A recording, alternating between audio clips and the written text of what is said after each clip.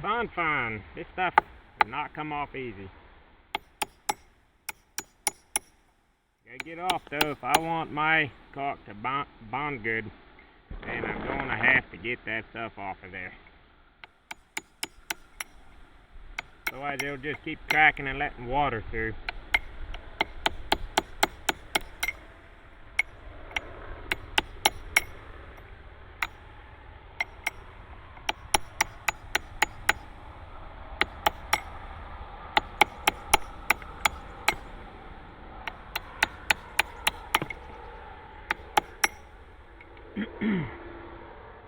Got to get everything under the level where I'm going to build my little A-frame behind this chimney. It's a lot bigger than the last one. It's 80 inches across the back instead of, what was the other one? I think only 54.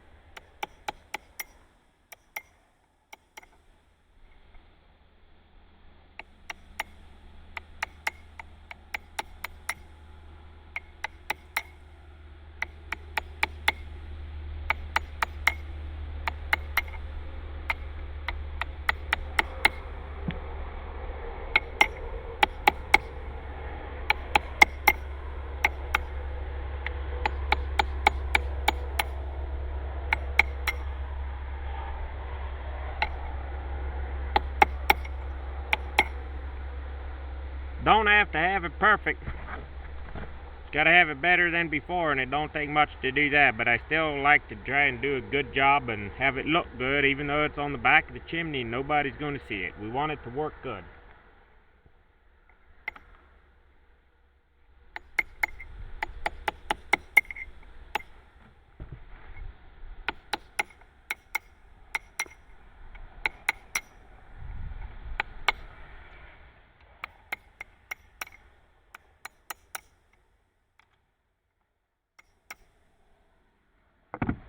So many times I don't like these jobs because I know on an old house, somebody else that's trying to make a living's been in here before, and you know, maybe it's just a roofer. What happens often is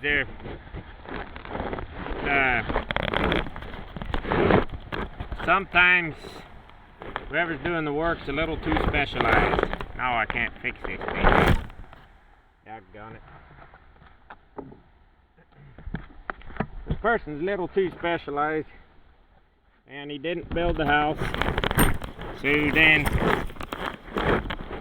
he's a roofer, and he never does framing. He just puts shingles on, and so he comes across this problem, and this was obviously the framer's problem. The first guy who framed this house, a big old square chimney like this. What doesn't help is in the middle here, a little bit of a hollow, and water would sit there and it has to evaporate away. Well, the roofer decided to, well, he probably didn't get the go ahead to fix it or whatever. They didn't get anyone else in here. I'm not running down the roofer. He did the best he could, knowing what he knows.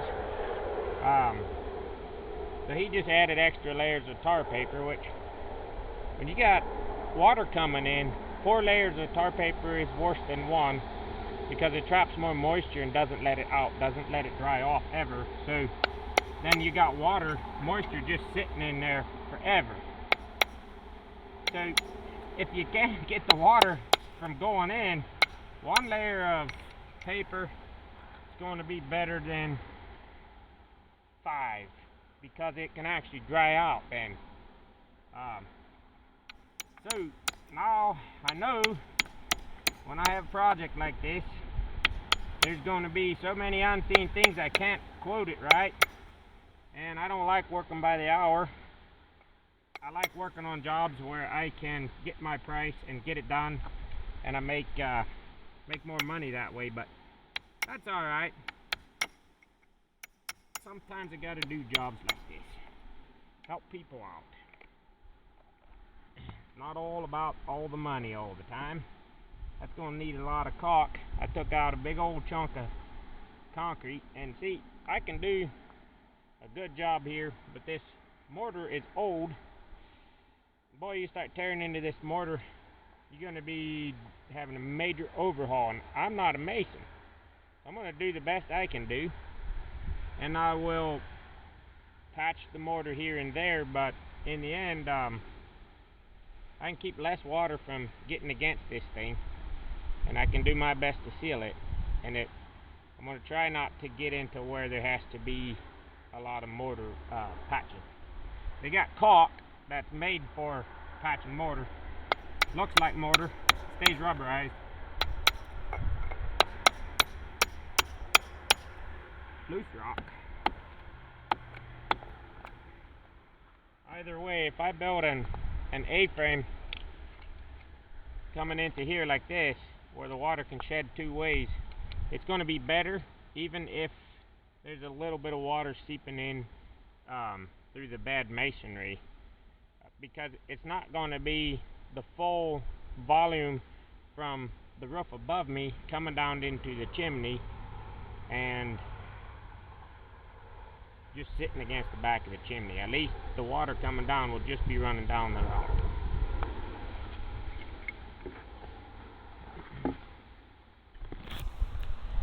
Just what you got going here.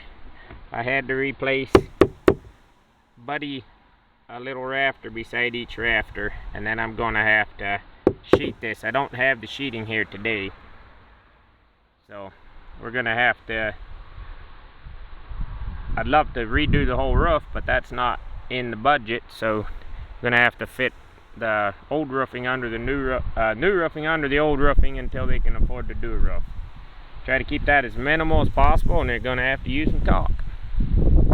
It's just what you get into on these jobs sometimes. Y'all have a great day.